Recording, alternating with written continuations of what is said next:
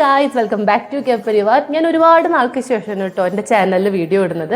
അപ്പോൾ ഓണൊക്കെ ആയിട്ട് നമ്മൾ എങ്ങനെ വീഡിയോ ഇടാണ്ടിരിക്കുക. ഇന്ന് ഉത്രാടമാണ്. അതിപ്പോൾ നമുക്ക് ഈ ഒരു സെറ്റപ്പ് കണ്ടപ്പോൾ തന്നെ മനസ്സിലായിട്ടുണ്ടാവുമല്ലോ. ഉത്രാടത്തിൻ്റെ ഫസ്റ്റ് സ്റ്റേജ് എന്നുള്ള രീതിയിൽ നമുക്ക് തൃക്കാക്കരപ്പുര ചോപ്പിക്കണം. അതാണ് ഇന്നത്തെ മെയിൻ അജണ്ട. പിന്നെ ഇപ്രാവശ്യം ഇവിടുത്തെ ഒരു ഓണത്തിന് കുറേ പ്രത്യേകതകളുണ്ട്. ഞാൻ എൻ്റെ കല്യാണം കഴിഞ്ഞിട്ട് ഇത് 5 വർഷമാകുന്നു. ആ 5 വർഷത്തിൻ്റെ ഇടയിൽ ഫസ്റ്റത്തെ ഓണമാണ് ഞാൻ ഈ വീട്ടിൽ ആഘോഷിക്കുന്നത്. അല്ലെങ്കിൽ ഞങ്ങൾ ഒന്നിച്ച് പുറത്തായിരിക്കും. ഞാനും ചേട്ടനും മസ്കറ്റിലായിരുന്നു, അല്ലെങ്കിൽ അച്ഛനും അമ്മയൊക്കെ ആ സമയത്ത് അങ്ങോട്ട് വരും. അവിടെയാണ് നമ്മൾ സെലിബ്രേറ്റ് ചെയ്തിട്ടുള്ളത്. ആ വീഡിയോസൊക്കെ ഞാൻ ഓൾറെഡി ചാനലിൽ പോസ്റ്റ് ചെയ്തിട്ടുണ്ട്. അപ്പോൾ ഈ വർഷത്തിന് ഏറ്റവും കൂടുതൽ മിസ് ചെയ്യുന്നതും കിരൺ ചേട്ടനെയായിരിക്കും. കല്യാണം കഴിഞ്ഞിട്ട് ആദ്യമായിട്ടാണ് ഞങ്ങൾ രണ്ടുപേരും സെപ്പറേറ്റ് ആയിട്ട് ഓണം ആഘോഷിക്കുന്നത്. പിന്നെ വേറൊരു നല്ല കാര്യം എന്ന് വെച്ച് കഴിഞ്ഞാൽ കല്ലൂൻ്റെ ആദ്യത്തെ ഓണമാണ് നമ്മളിങ്ങനെ ഓണമൊക്കെ കൂട്ടിയിട്ട് ആഘോഷിക്കാൻ പോകുന്നത്. അല്ലെങ്കിൽ ജസ്റ്റ് നമ്മൾ മസ്കറ്റിൽ നമുക്കിങ്ങനെ ഓണം കൂട്ടാനൊന്നും പറ്റില്ലല്ലോ. ജസ്റ്റ് പൂക്കളോടും ആഘോഷിക്കും, അത്രയേ ഉള്ളൂ.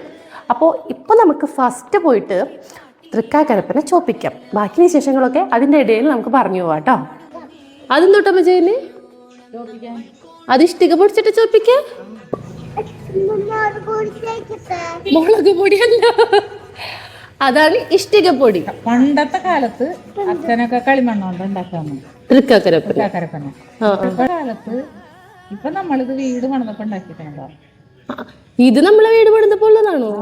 ഓ, ഈ തൃക്കാക്കരപ്പന് 34 വർഷത്തെ പഴക്കണ്ട്.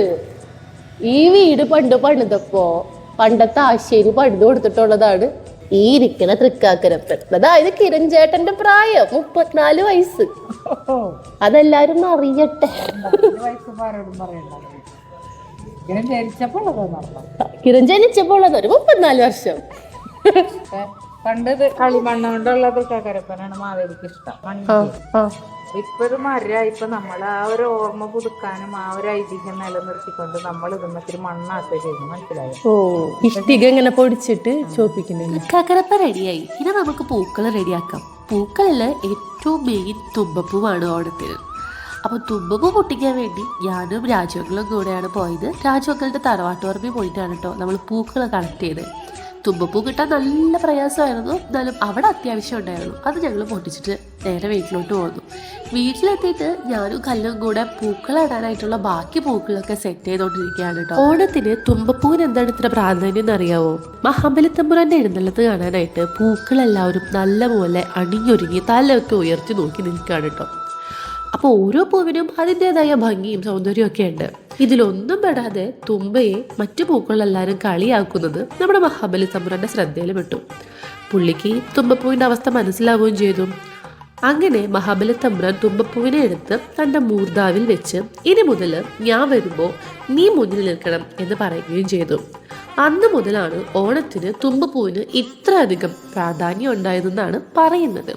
അതുകൊണ്ട് നമ്മൾ ഓണം കൂട്ടുമ്പോഴും ഇങ്ങനെ ചാണകം മെഴുകി പൂക്കൾ ഇടുമ്പോഴൊക്കെ തുമ്പപ്പൂവിനെയാണ് സെൻറ്ററിൽ വെക്കുക. അങ്ങനെ കഥ പറഞ്ഞ് പോണതിൻ്റെ ഇടയിൽ നമ്മുടെ പൂക്കളം ഓൾമോസ്റ്റ് സെറ്റായി തുടങ്ങി. അതേസമയം അമ്മ അടുക്കളയിൽ പൂവട ഉണ്ടാക്കിയിരുന്നു. മധുരമില്ലാത്ത അടയാണ് നമ്മൾ ഓണം കൂട്ടുമ്പോൾ വെക്കുക.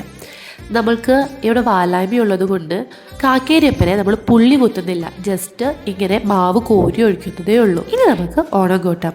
ആദ്യം വിളക്ക് വെച്ചു, നിറ വെച്ചു. മഹാവിഷ്ണുവിനാണ് നമ്മൾ ആദ്യം ഓണം കൂട്ടുന്നത്.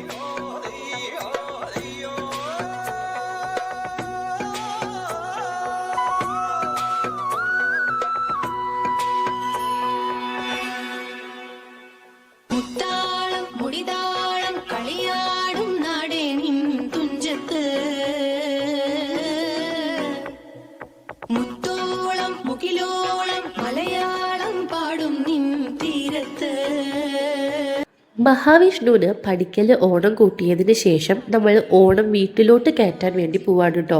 അപ്പോൾ ഇറയത്ത് നമ്മൾ മഹാബലി തമ്പുരാനുള്ള ഓണം കൂട്ടൽ ചടങ്ങാണ് കേട്ടോ ഇനി. അപ്പോൾ നീ പലകയൊക്കെ വെച്ച് കാക്കേരിയപ്പനെ വെച്ച് ആദ്യം നമ്മൾ തുമ്പപ്പൂവാണ് ഇടുക. അത് കഴിഞ്ഞ് ബാക്കി പൂക്കളൊക്കെ ഇടും. ഇതിന് ശേഷം നമ്മൾ ചുട്ട പൂവട വെക്കും. പിന്നെ നമ്മൾ നല്ല നാളികേരം എടുത്തിട്ട് അച്ഛൻ ഇങ്ങനെ 2ആയിട്ട് ഉടയ്ക്കുമ്പോൾ കറക്റ്റ് 2 പീസായിട്ട് വരണം. എന്നിട്ട് നമ്മൾ ഈക്വലായിട്ട് അതിൽ വെള്ളം നിറയ്ക്കും. അതിന് ശേഷം അതിലോട്ട് തുളസി എടുത്ത് 2ആയിട്ട് ഈക്വലായിട്ടിട്ട് കീറും. ഈ തുളസി ഇല 2 നാളികേരത്തിൻ്റെയും സെൻട്രലായിട്ട് നമ്മൾ ഇടും. കണ്ടില്ലേ? എന്നിട്ട് ഏതാണോ ആദ്യം കരയ്ക്കടുക്കാന്ന് നോക്കും. എന്നിട്ട് അത് നോക്കിയിട്ട് നമ്മൾ വീട്ടിലെ കാരണവന്മാർ ശാസ്ത്രം പറയും. കരയ്ക്കടുക്കണം എന്നാണ് ശാസ്ത്രം ശരിക്കും. കാരണം അപ്പോഴാണ് നമുക്ക് ഉയർച്ചയുണ്ടാവുക. എന്തായാലും കരയ്ക്കടുത്തിട്ടുണ്ടായിരുന്നു. അതിനുശേഷം നമ്മൾ ഓണം ആർപ്പ വിളിച്ച് വീട്ടിലേക്ക് അത് നമ്മൾ ഓൺലൈനായിട്ട് ചെയ്തിരിക്കുകയാണ് ഗൈസ്.